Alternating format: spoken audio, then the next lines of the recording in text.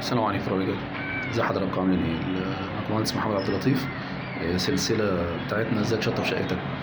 من الفنيات الحاجات اللي بنهتم بيها جدا وهي بسيطة في ساعة تأسيس السباكة بس مهمة، هي موضوع البلاعة أو الجريل أو اللي بيبقى في البلكونة.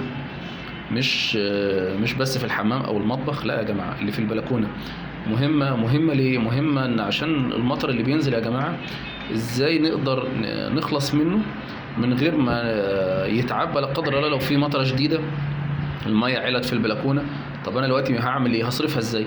بدل ما اجيب بقى ست البيت تجيب شرشوبه وتقعد تعمل او اسفنجه او، لان مفيش اي حاجه تانية تقدر تصرف منها. فلا، بمنتهى البساطه احنا في البلكونه بنعمل ميل على البلاعه بتاعتنا وبنصرف عليها صرف بسيط جدا.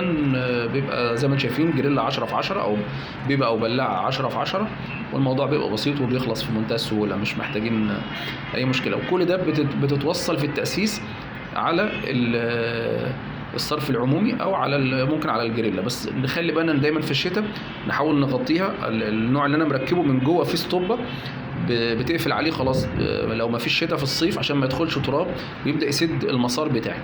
يا رب الفيديو يكون سريع كده فات حضراتكم، وان شاء الله ميعادنا مع فيديو تاني وازاي تشطب شقتك. سلام عليكم.